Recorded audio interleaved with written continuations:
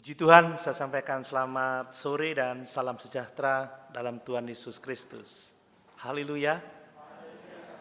Puji Tuhan, mari saya akan melanjutkan khotbah minggu lalu. Kita akan membaca di dalam Lukas pasal 7. Kita akan baca ayat 54 sampai pasal 8 ayat yang ketiga. 2 minggu yang lalu kita belajar tentang pribadi Stefanus, seorang yang penuh roh. Minggu lalu kita belajar tentang khotbah Stefanus, pesannya, dan sekarang kita akan belajar Stefanus yang martir. Sama-sama kita berdiri. Kisah Rasul pasal 7 ayat 54 sampai pasal 8 ayat yang ketiga. Demikian firman Tuhan. Diberi judul perikop, Stefanus dibunuh, Saulus hadir. Ketika anggota-anggota Mahkamah Agama itu mendengar semuanya itu, sangat tertusuk hati mereka. Maka mereka menyambutnya dengan gertakan gigi. Tetapi Stefanus yang penuh dengan Roh Kudus menatap ke langit, lalu melihat kemuliaan Allah dan Yesus berdiri di sebelah kanan Allah. Lalu katanya, sungguh, aku melihat langit terbuka dan Anak Manusia berdiri di sebelah kanan Allah. Maka berteriak-teriaklah mereka dan sambil menutup telinga serentak menyerbu dia. Mereka menyeret dia keluar kota, lalu melemparinya. Dan saksi-saksi meletakkan jubah mereka di depan kaki seorang muda yang bernama Saulus. Sedang mereka melempari Stefanus, berdoa katanya, "Ya Tuhan Yesus, terimalah rohku." Sambil berlutut ia berseru dengan suara nyaring, "Tuhan, janganlah tanggungkan dosa ini kepada mereka." Dan dengan perkataan itu meninggallah ia. Saulus juga setuju bahwa Stefanus mati dibunuh. Pada waktu itu mulailah penganiayaan yang hebat terhadap jemaat di Yerusalem. Mereka semua kecuali rasul-rasul tersebar ke seluruh daerah Yudea dan Samaria. Orang-orang saleh menguburkan mayat Stefanus serta meratapinya dengan sangat.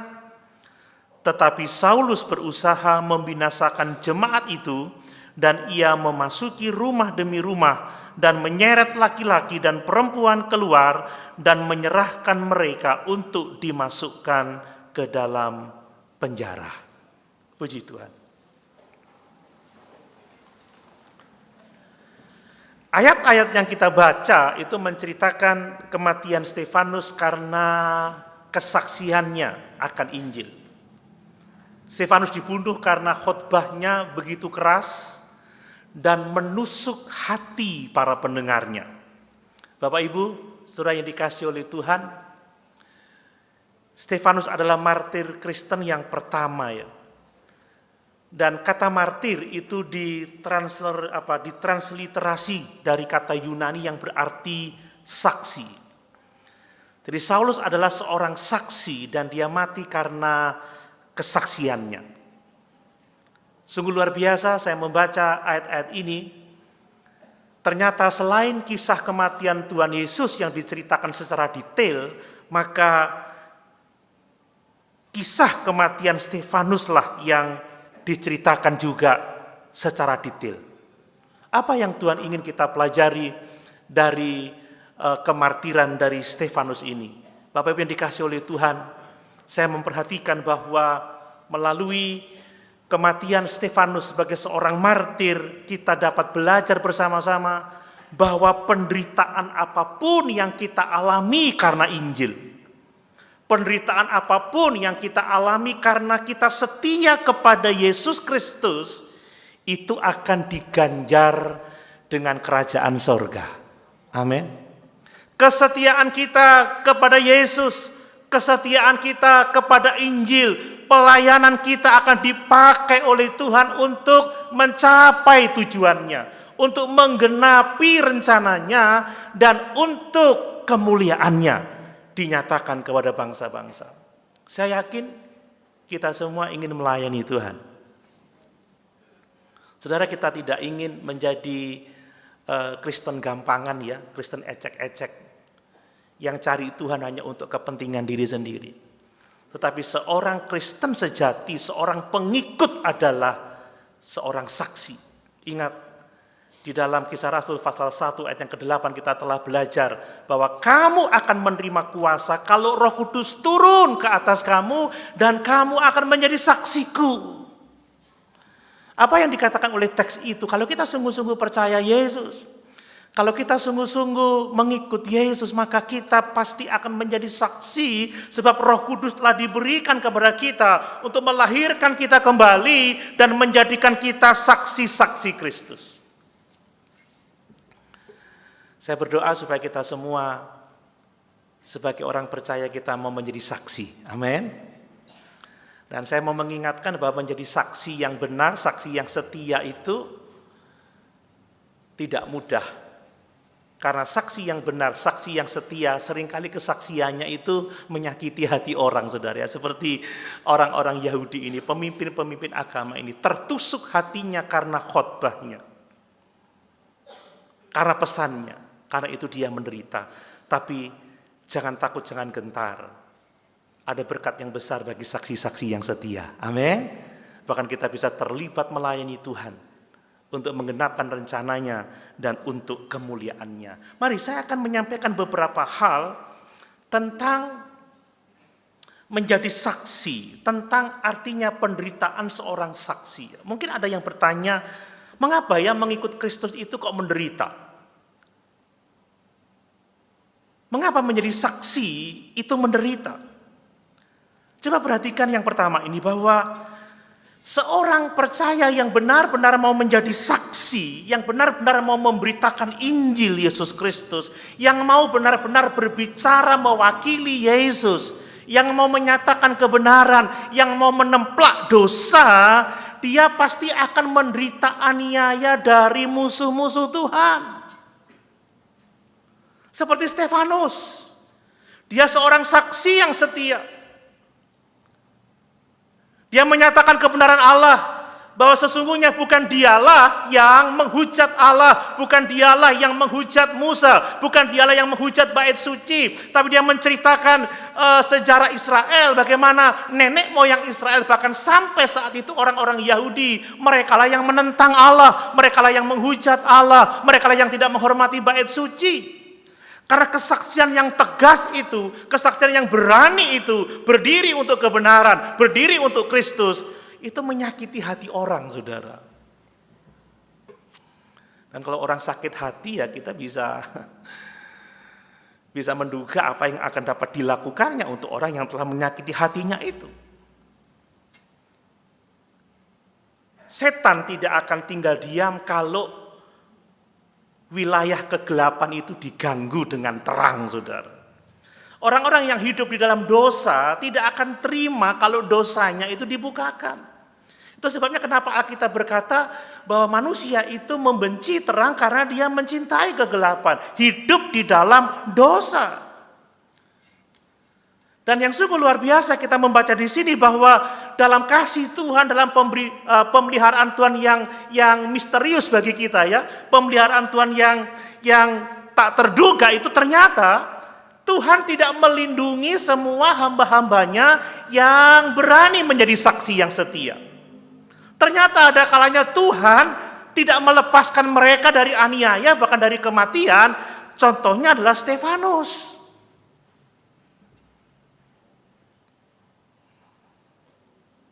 Siap menjadi saksi, sekalipun mungkin Tuhan tidak lepaskan dari bahaya.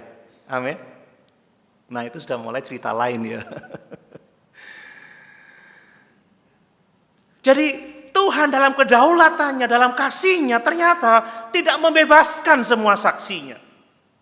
Dia tidak membebaskan Stefanus dari penderitaan dan kematian. Padahal waktu itu Stefanus sedang dalam puncak pelayanannya. Dia seorang yang penuh dengan Roh Kudus, dia seorang yang baik, dia seorang yang cakap berbicara, khotbahnya luar biasa, dia memahami sejarah, dia berani menemplak dengan luar biasa, tetapi Tuhan tidak melepaskan dia dari kematian. Sekali lagi, kalau kita benar-benar mau menyaksikan Yesus, kita mau menyatakan kebenaran, apalagi menemplak dosa, saudara, kita akan ada di dalam incaran musuh. Kita pasti akan dibenci, jelas tidak disukai, dan kita akan dianiaya. Namun demikian menarik sekali cara Lukas menceritakan kisah ini. Jadi Lukas itu mengontraskan kehidupan Stefanus dengan tokoh-tokoh agama yang dianggap terhormat pada waktu itu. Lukas mengkontraskan cara mati Stefanus dengan perilaku pemimpin-pemimpin Yahudi yang sangat gila hormat itu, saudara ya. Perhatikan di tengah-tengah penderitaan, Stefanus dia bersikap tenang ya. Dia berpikiran jernih. Dia berani memberitakan kebenaran, dia baik hati. Bahkan tatkala dia dilempari dengan batu, dia masih berdoa, Tuhan jangan tanggungkan dosa ini kepada mereka. Berbeda dengan pemimpin-pemimpin agama Yahudi itu. Karena sakit hatinya, mereka menjadi tidak terkendali. Mereka marah, mereka menggertakkan gigi mereka. Mereka menyeret Stefanus, membawanya keluar kota, melemparinya dengan batu. Ngeri ya. Ngeri. Saudara, orang-orang yang sungguh percaya Yesus berbeda dengan perilaku orang-orang yang tidak percaya Yesus. Amin. Apakah kita bisa menampilkan kehidupan seperti Stefanus tatkala kita berhadapan dengan orang-orang yang membenci kita, yang menganiaya kita, bahkan yang mungkin mengancam nyawa kita? Bapak Ibu, ini kekristenan yang tulen seperti itu. Dan Lukas mencatat bagaimana saksi-saksi itu meletakkan jubahnya di kaki seorang pemuda yang bernama Saul. Dan Saul dikatakan setuju bahwa Stefanus mati dibunuh pada waktu itu, dan akibatnya terjadi penganiayaan yang hebat terhadap orang-orang Kristen di Yerusalem. Saul memasuki rumah-rumah, menyeret orang-orang percaya, membunuh, memasukkannya di dalam penjara. Dan kalau Bapak Ibu membaca di dalam Kisah Rasul pasal 26 ayat 11, ketika Paulus menyaksikan pertobatannya, dia mengatakan, waktu itu dengan amarah yang meluap-luap, aku menganiaya orang-orang Kristen. Bapak Ibu yang dikasih oleh Tuhan, sekali lagi, kalau kita sungguh-sungguh menjadi saksi, kalau kita sungguh-sungguh mau menginjil, kalau kita sungguh-sungguh mau memberitakan Yesus, menyatakan kebenaran, menegur dosa, kita pasti akan menjadi musuh setan dan kroni-kroninya ya. Pasti itu. Kalau saya berkhotbah keras, menyatakan kebenaran, menusuk hati, pasti ada yang gak suka. Tapi kalau saya berkhotbah yang menyenangkan, tentang berkat, kesuksesan, semua orang pasti suka. Tetapi apa bedanya saya dengan dunia kalau saya tidak menyaksikan kebenaran firman Tuhan? Dan saya harus mengingatkan bahwa hari-hari ini bagi kita orang-orang Kristen yang tinggal di waktu dan di tempat yang relatif aman seperti kita sekarang ini ya, tidak ada aniaya, tidak ada persekusi di daerah kita, seringkali membuat kita lupa bahwa sebenarnya kita ini adalah musuh-musuhnya setan, kan begitu ya. Kita ini ada dalam peperangan rohani dengan kuasa-kuasa kegelapan. Tapi saya mau mengingatkan bahwa setan tidak hanya menggunakan kekerasan, saudara, untuk melawan kita. Tetapi setan juga menggunakan tipu daya supaya kita orang-orang Kristen itu enggak sungguh-sungguh mengikut Tuhan. Supaya kita orang-orang Kristen ini tidak sungguh-sungguh rohani, tetapi menjadi manusia-manusia duniawi. Dan banyaknya orang-orang Kristen duniawi itu enggak akan pernah mengancam setan, saudara ya, karena enggak pernah memberitakan Injil, enggak pernah bersaksi, enggak pernah menemplak dosa, hidupnya sama dengan mereka. Hati-hati, karena bagi orang-orang yang hidup di konteks yang aman, yang nyaman, setan itu mau memikat kita untuk kita mengadopsi nilai-nilai duniawi, untuk kita mengejar kesenangan duniawi, sehingga kita melupakan Tuhan, melupakan firman, melupakan rencana Allah, sehingga kita tidak lagi menjadi bahaya bagi setan. Bahkan setan tidak akan merasa rugi kalau ada KKR besar, tetapi yang diberitakan bukan Injil, yang diberitakan bukan iman dan pertobatan, yang diberitakan bukan ketaatan, tetapi sekedar kesuksesan, kesenangan, bagaimana kita mengembangkan diri. Setan gak akan merasa rugi dengan itu. Tetapi tatkala orang-orang percaya memberitakan firman, memberitakan kebenaran, menyatakan Yesus, memberitakan pertobatan, wah, setan pasti akan marah, saudara.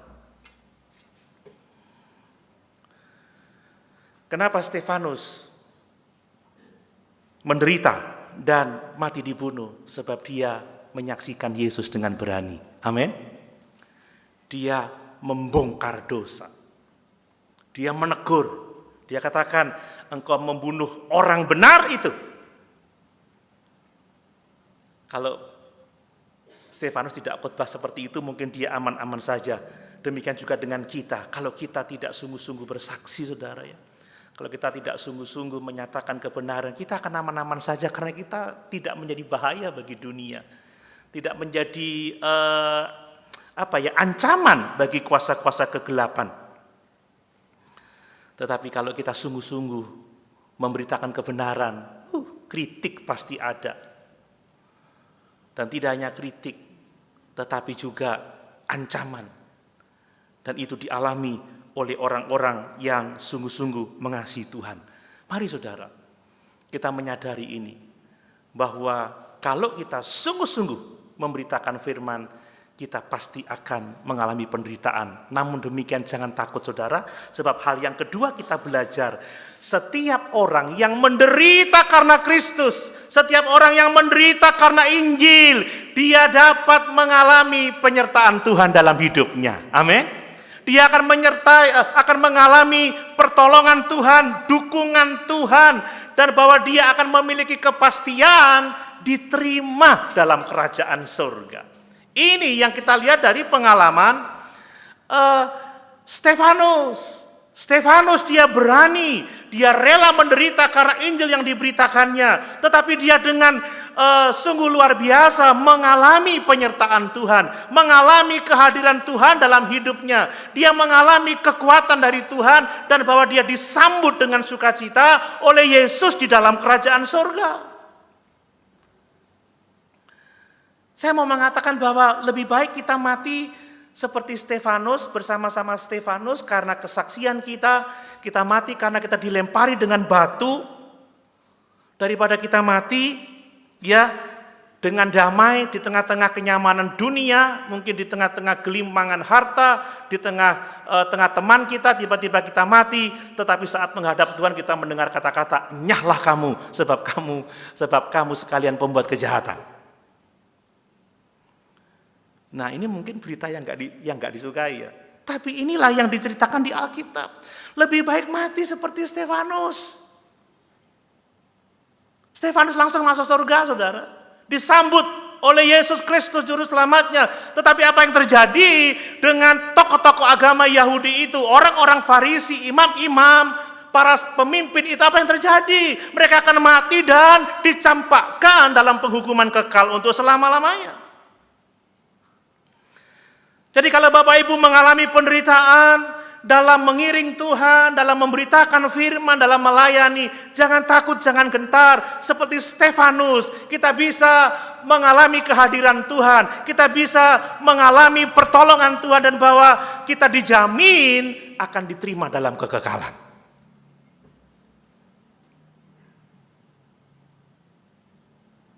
Coba perhatikan bagaimana penyertaan Tuhan yang luar biasa kepada Stefanus. Kita membaca tadi, saudara. Coba kita lihat lagi. Ayat yang ke-55. Ternyata lihat, Allah Tritunggal itu disebut dalam kisah ini. Ayat yang ke-55. Tetapi Stefanus yang penuh dengan Roh Kudus, perhatikan. Stefanus penuh dengan roh. Dia memiliki persekutuan dengan roh. Dia disertai oleh Roh Kudus. Kemudian lihat lagi. menatap ke langit lalu melihat kemuliaan Allah. Dia melihat Allah yang sudah jelas itu adalah terang yang lebih terang daripada matahari. Amin Bapak Ibu. Luar biasa dikatakan Stefanus penuh dengan Roh Kudus. Stefanus diizinkan melihat kemuliaan Allah. Dan tidak hanya itu, dia melihat Yesus berdiri di sebelah kanan Allah.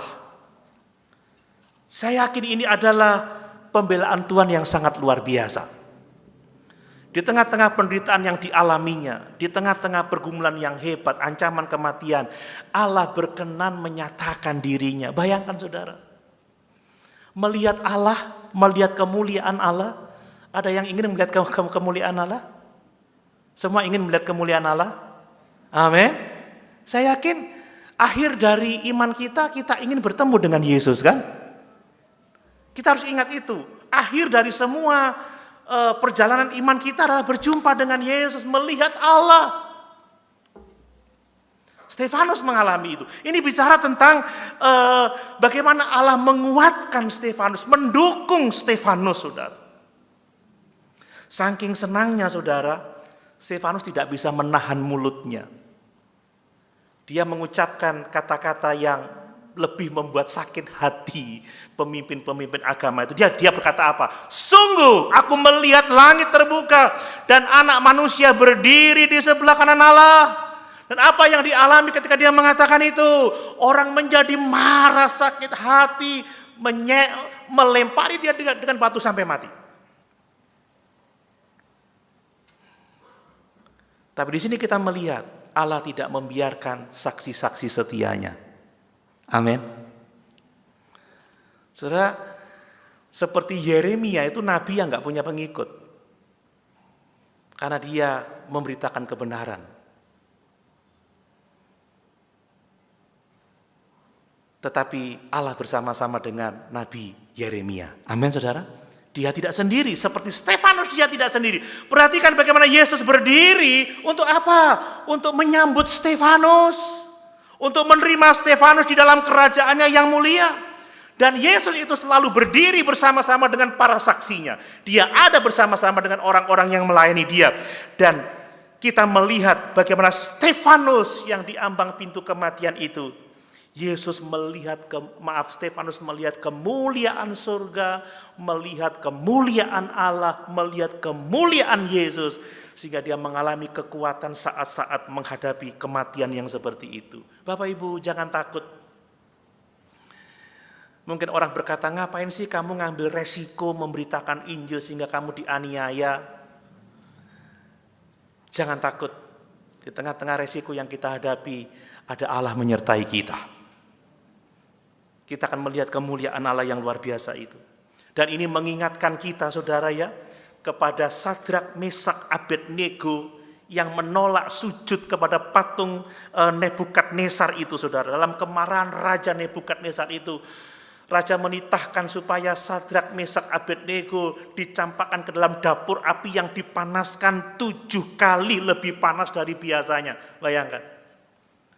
Tetapi apa yang mengejutkan Nebukadnezar dan kroni-kroninya itu saudara, ketika mereka melihat ke dalam api itu, ternyata mereka tidak melihat 3 bangkai yang terbakar, tetapi mereka melihat 4 orang yang bebas, yang tidak terikat, dan seorang mukanya seperti anak dewa. Yesus tidak pernah meninggalkan saksi setianya. Amin. Saya yakin bahwa pribadi yang disebut seperti anak dewa itu adalah Firman yang telah berinkarnasi menjadi manusia. Dialah Yesus pada waktu itu. Dia menyertai Sadrak, Mesak, Abednego dan melepaskan mereka. Sekalipun Yesus tidak melepaskan Stefanus, tetapi Stefanus disambut dalam kemuliaan kekal di dalam kerajaan surga. Amin. Bapak Ibu, mari. Kapanpun Tuhan memanggil kita untuk bersaksi, untuk memberitakan firman. Kapanpun Tuhan mengizinkan kita menghadapi tantangan, menghadapi ancaman, jangan pernah lupakan ini bahwa Tuhan sekali-kali tidak membiarkan kita, Tuhan sekali-kali tidak membiarkan kita. Dia mendukung kita senantiasa. Baik apakah kita dilepaskan atau kita tidak dilepaskan dari kematian, yang kita tahu Dia ada bersama-sama dengan kita. Amin. Mau jadi saksi?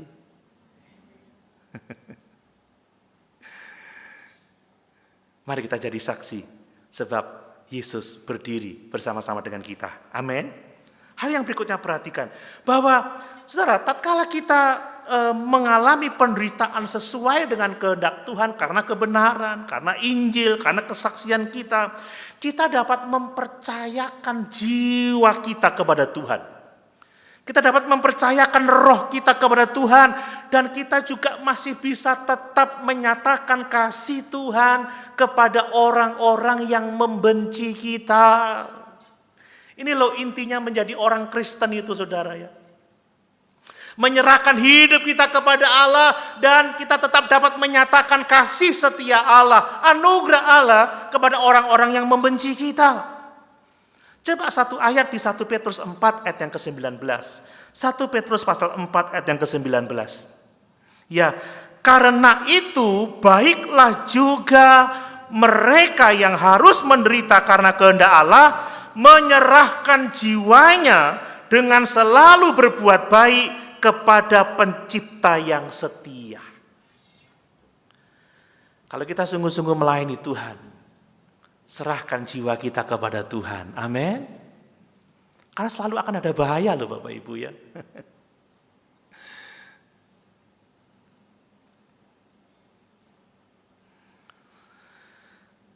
Situasi politik sekarang tidak menentu ya.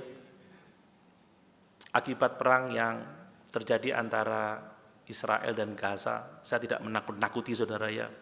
Saya lihat di London itu sudah terjadi dukungan yang tidak pernah saya pikirkan ya, kalau mendukung kelompok teroris dan lain sebagainya.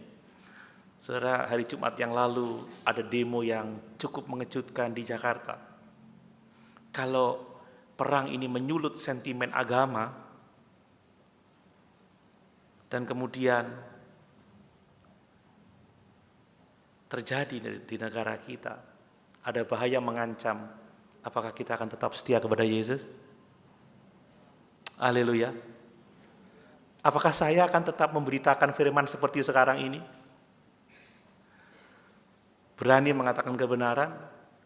Karena bahaya, risikonya besar, saudara. Itu sebabnya kenapa kita harus menyerahkan jiwa kita kepada Tuhan. Karena memang bahaya. Ingat kata Tuhan Yesus, dunia membenci murid-murid karena dunia membenci Yesus. Dunia membenci kita karena dunia membenci Yesus. Ini resiko. Saya ngomong seperti ini juga beresiko. Disiarkan live streaming, orang bisa mendengar. Dan orang bisa merespon dengan cara-cara yang tidak kita bayangkan. Tapi apakah kita akan diam kalau kita mengerti kebenaran?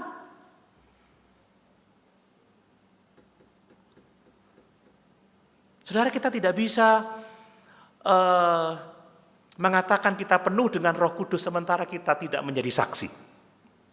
Itu artinya kita menipu diri kita sendiri. Perhatikan bagaimana Stefanus berdoa, Tuhan Yesus terimalah rohku. Dia menyerahkan rohnya, dia menyerahkan jiwanya kepada Tuhan. Dan dengan penyerahan yang luar biasa ini, Stefanus dapat menyatakan kasih karunia Tuhan kepada orang-orang yang menganiayanya. Dia berkata apa? Tuhan, janganlah tanggungkan dosa ini kepada mereka.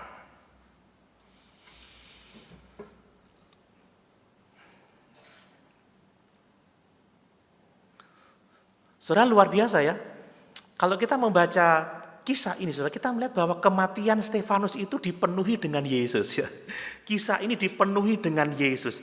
Coba perhatikan beberapa hal tentang Yesus yang kita lihat dalam kisah kemartiran dari Stefanus ini. Yang pertama-tama, Stefanus melihat Yesus. Pernah melihat Yesus? Halo? Pernah melihat Yesus? Saya belum pernah. Ya memang belum pernah ketemu ya. Saudara, Ketika Stefanus menatap ke langit, dia melihat langit terbuka dan Yesus berdiri di sebelah kanan Allah. Kalau pemimpin-pemimpin agama Yahudi waktu itu melihat ke atas, dia melihat langit-langit ruang sidang itu.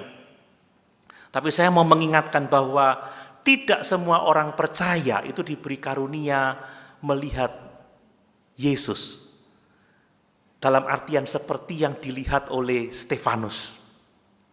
Tidak semua orang mengalami itu. Saudara, kalau kita ingin melihat Yesus, kita melihat Yesus dengan mata iman kita. Amin.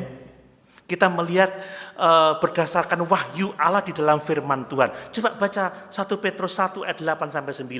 1 Petrus 1 ayat 8-9. Kita tidak melihat seperti yang Stefanus lihat, tetapi kita percaya karena kita beriman pada firman Tuhan. 1 Petrus 1 ayat 8-9. Perhatikan itu. Sekalipun kamu belum pernah melihat dia, kita belum pernah melihat dia, namun kamu mengasihinya. Kamu percaya kepada dia.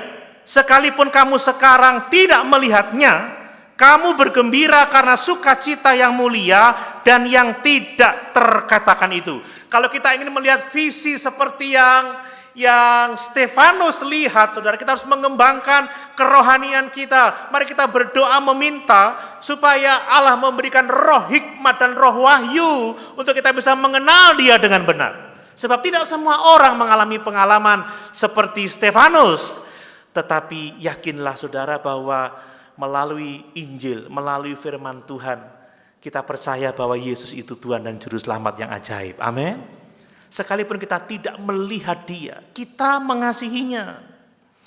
Kita percaya kepadanya. Sekalipun sekarang kita tidak melihatnya, kita bergembira karena keselamatan yang Tuhan sudah anugerahkan kepada kita. Lihat, Stefanus melihat Yesus, dan mari kita dapat melihat Yesus melalui firman Tuhan. Setiap saudara membaca Injil, saudara melihat Yesus.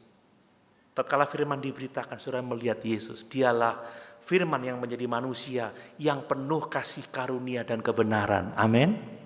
Itu luar biasa. Nah kemudian lihat, Stefanus dia berdoa kepada Yesus. Lihat, Yesus menjadi sentral di situ. Ya, jadi ketika Stefanus hendak mengembuskan nafasnya yang terakhir, dia berseru kepada Tuhan dalam doanya, "Ya Tuhan Yesus, terimalah rohku." Saudara, bagaimana Stefanus bisa berdoa kepada Yesus, "Terimalah rohku"? Sebab Stefanus tahu dengan persis bahwa Yesus itu Tuhan. Dia sepenuhnya manusia, dia sepenuhnya Tuhan. Kalau dia bukan Tuhan, mengapa dia berdoa seperti itu?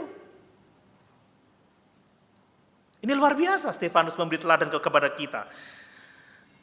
Kalau Yesus bukan Tuhan, kenapa kita akan berdoa seperti Stefanus? Stefanus berdoa seperti itu karena dia tahu persis bahwa Yesus itu adalah Tuhan. Dialah satu-satunya pengantara kita kepada Bapa. Dia imam besar yang mengerti kelemahan-kelemahan kita dan yang bisa bersimpati kepada kita. Makanya kita berdoa kepada Tuhan Yesus sebab dialah imam besar kita. Amin. Dia pengantara kita. Saudara, tidak ada pengantara yang lain selain Yesus. Saudara tidak akan berdoa di dalam nama Pendeta Doni, enggak kan ya? Atau saudara berdoa di dalam pengantaraan Petrus, enggak. Berdoa di dalam pengantaraan Yakobus, enggak. Kita enggak berdoa melalui Maria, Ibu Yesus, tidak. Kita berdoa langsung melalui Yesus sebab dialah satu-satunya pengantara kita. Stefanus tidak berdoa begini, "Ya Santo Petrus", enggak. Tapi dia berdoa, "Ya Yesus, terimalah rohku." Apakah Bapak Ibu yakin Yesus adalah Tuhan dan Juru Selamat yang setia? Berdoalah kepadanya, saudara. Jangan menyimpang ke kiri, jangan menyimpang ke kanan, jangan berharap kepada hal-hal yang lain. Milikilah keberanian untuk menghampiri tahta kasih karunia Allah, untuk mendapatkan pertolongan kita tepat pada waktunya. Mari, saat kita mengalami penderitaan yang seperti itu, berdoalah kepada Yesus, karena dia adalah Tuhan, satu-satunya pengantara kita kepada Bapa yang sanggup menolong kita. Kemudian Stefanus menyerahkan rohnya Stefanus percaya kepada Yesus. Ya, kita lihat dari bukti doanya itu, saudara ya. Ya. Dia menyerahkan rohnya karena imannya, saudara ya. Lihat doanya itu. Ya, lihat doanya itu. Kita baca lagi. Di dalam ayat yang ke-59. Sedang mereka melemparinya, Stefanus berdoa katanya, "Ya Tuhan, terimalah rohku."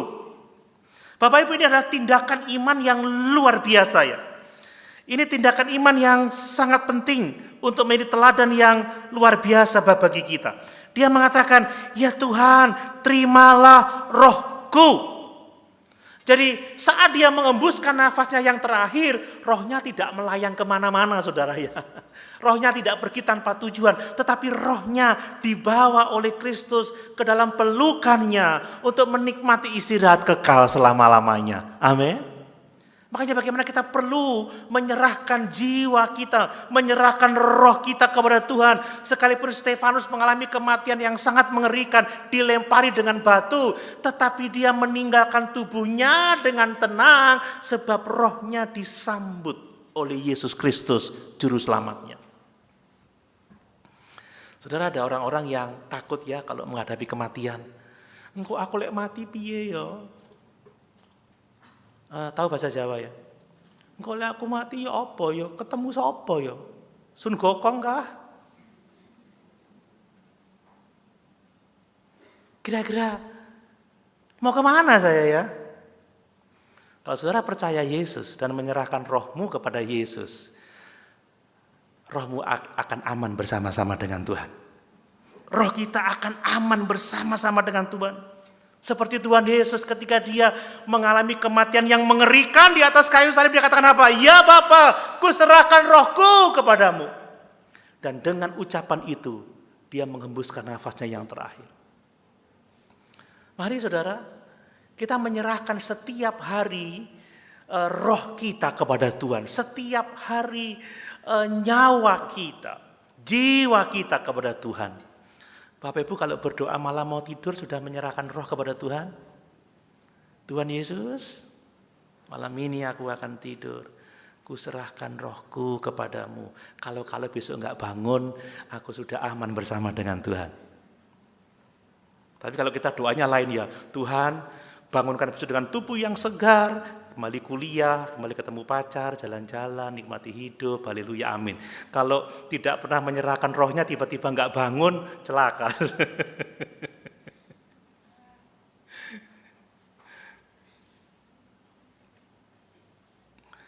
Saudara kalau mau tidur nyenyak, serahkan hidupmu pada Tuhan, engkau akan aman.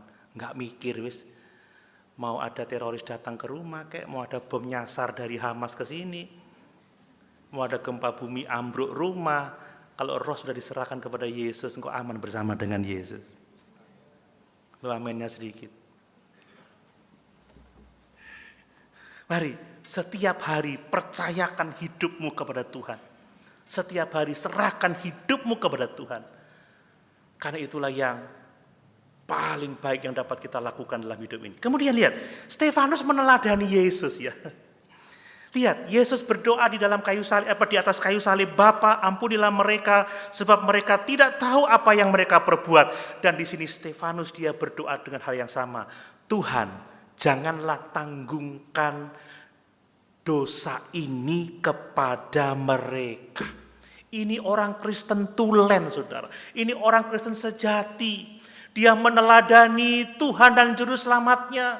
Ketika dia dicaci maki, Stefanus tidak mencaci maki. Seperti Yesus tidak membalas caci maki dengan caci maki. Ketika dia dianiaya, dia memberkati. Seperti Yesus ketika dianiaya, dia memberkati. Bagaimana dengan kita saat-saat penderitaan kita? Apakah kita meneladani Yesus dalam kehidupan kita? Itu yang menjadi penting.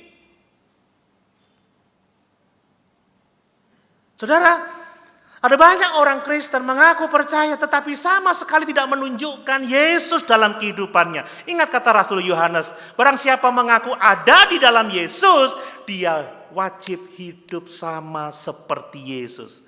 Sungguh luar biasa, seorang Stefanus dia Tidak hanya melihat Yesus, tetapi dia berdoa kepada Yesus. Dia percaya kepada Yesus dan dia meneladani Yesus. Dia berdoa, Bapa, Yesus, Tuhan, jangan tanggungkan dosa ini kepada mereka. Dan doanya terkabul, saudara. Ada satu orang, tokoh, yang kepadanya para saksi menyerahkan jubahnya. Saulus, pada akhirnya dia bertobat. Saya yakin ini adalah bagian dari jawaban Tuhan terhadap doa Stefanus. Stefanus bisa berdoa seperti itu karena apa? Karena dia telah mengalami pengampunan Tuhan, sehingga dia juga dapat mengampuni orang yang bersalah kepadanya. Mari saudara, kita tidak akan mungkin bisa mengampuni orang yang bersalah kepada kita kalau kita tidak benar-benar mengalami pengampunan Tuhan. Kadang kita merasa, kamu sudah terlalu jahat sama saya, kamu sudah terlalu merugikan saya, kamu sudah terlalu menyakiti hati saya. Tetapi coba kita ingat betapa kita sudah terlalu menyakiti Tuhan, terlalu berdosa kepadanya, terlalu menyinggung perasaan Tuhan. Tapi kalau Tuhan sudah bisa mengampuni kita, demikianlah kita juga bisa mengampuni orang yang bersalah kepada kita. Amin.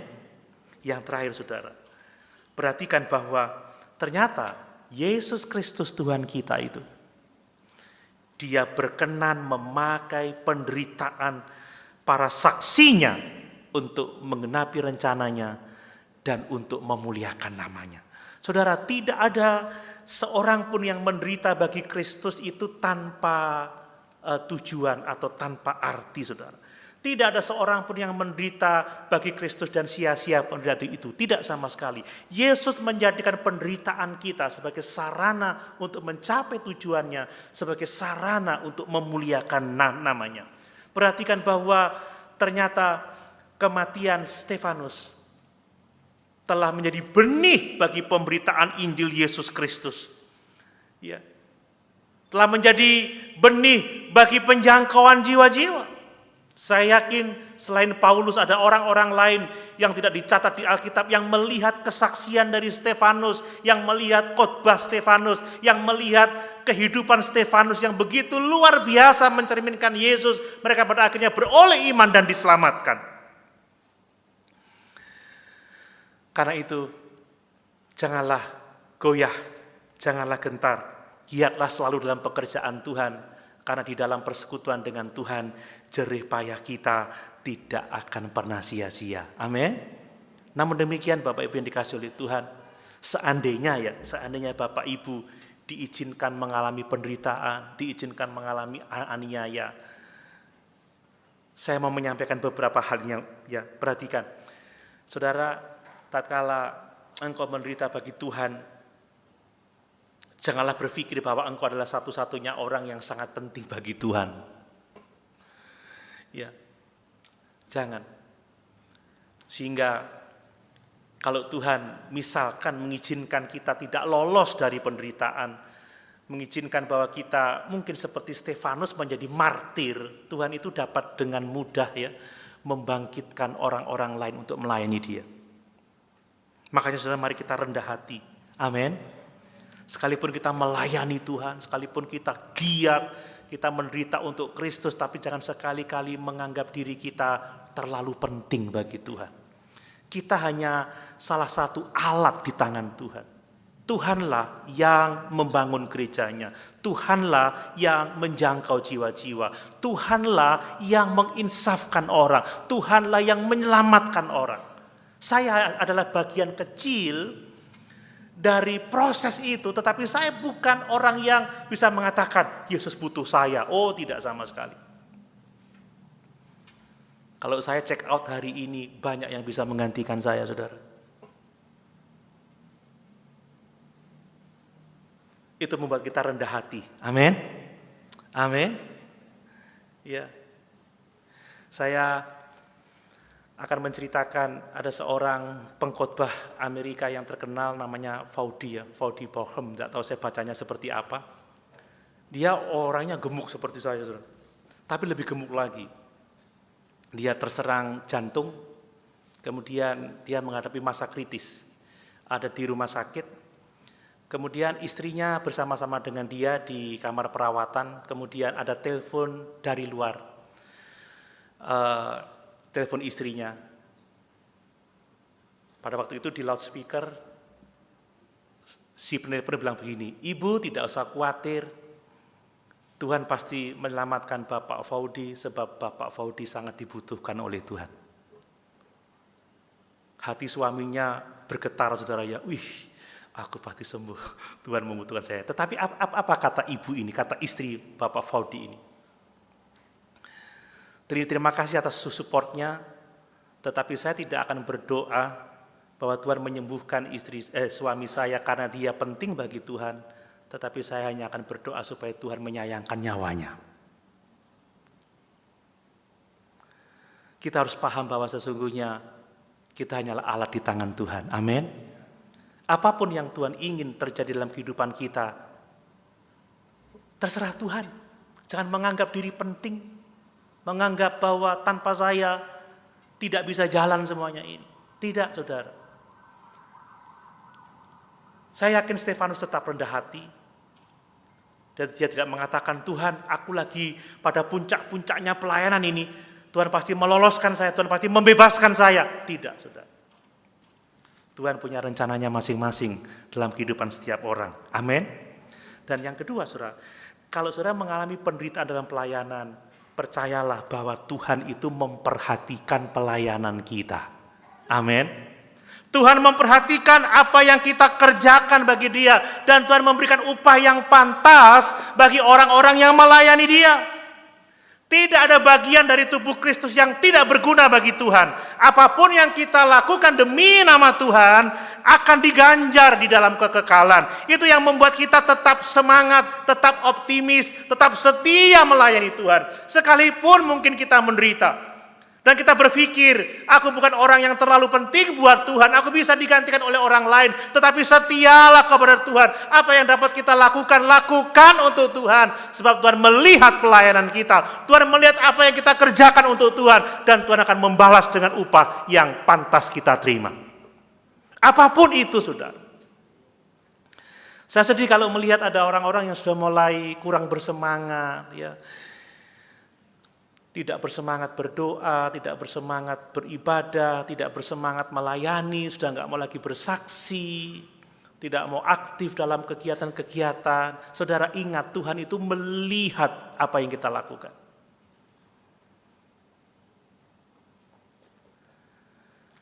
Percayalah bahwa jerih payah kita di dalam Tuhan tidak pernah sia-sia.